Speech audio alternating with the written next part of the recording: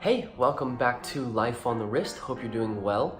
Today, I thought we would talk about the 3 rules you should follow when buying vintage watches. Now, these rules pertain to enjoying this hobby as much as possible. This doesn't have to do with investing in watches. This doesn't have to do with buying and reselling. These are purely rules that you should follow in order to enjoy the hobby of vintage watch collecting to the fullest extent. Now, the first rule, and this goes for this entire channel, is that you comment below, smash that like button so that we can hit that YouTube algorithm and grow our channel as quickly as possible. But let's get back into the rules. So the first rule that you need to follow is you need to buy what you love. Now, this is often not done by watch collectors because they think that they need to just buy what the mass audience likes. But that is not how you're going to enjoy this hobby as much as possible.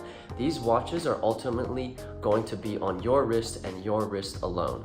So why are you gonna buy a watch that you don't love, you don't have a passion for, you don't like looking down at your wrist and seeing something that you really like? That is just a foolish way of collecting watches. And I mean, you gotta buy what you love. It's as simple as that. Buy what you love, don't buy what everyone else is talking about, because it is your hobby, your watch collection. Buy what you love. I'm not gonna stress, I can't stress that enough. Buy what you love. Buy what you love.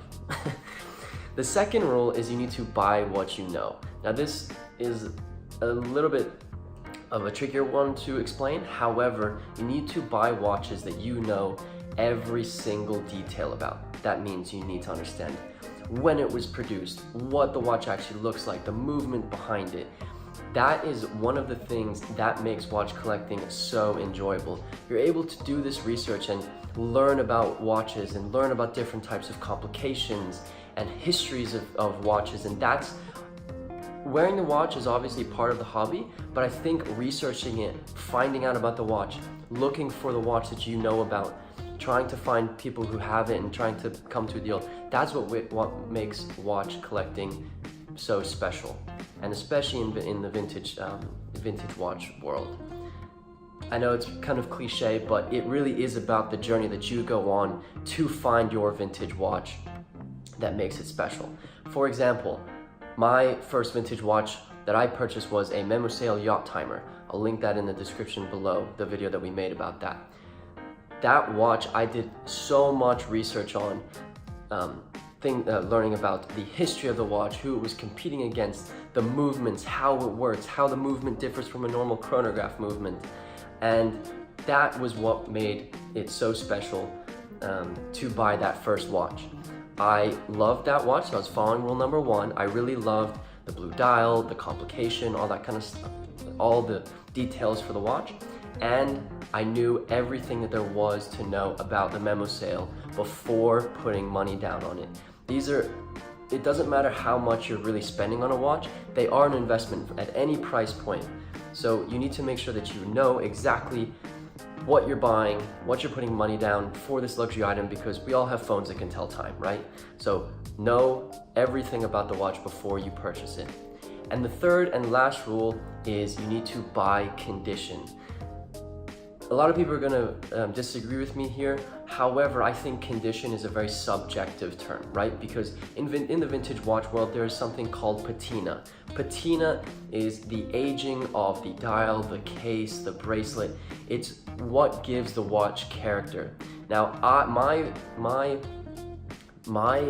version of condition may be different to your version of condition, but that's totally fine, because you need to buy the condition level that suits your needs. So, for example, my Memosail, it's a gold-plated case, and you can see some of the gold plating that is coming off around the bezel of the watch.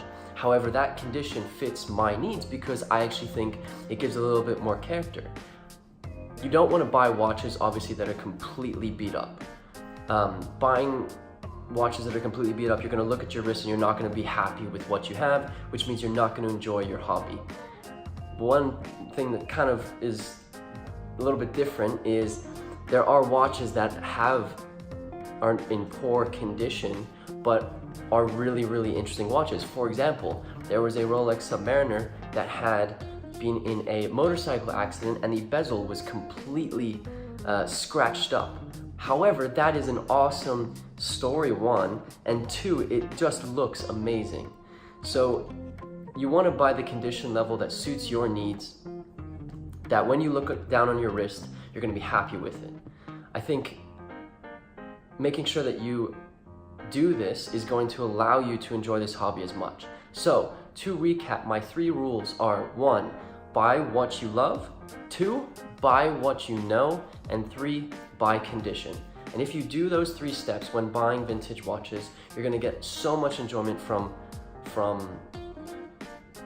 collecting vintage watches that the hobby is going to just take off for you, and you're gonna eat, sleep, drink, everything about watches, and it's gonna be that contagiousness that comes with an addictive hobby that is vintage watch collecting.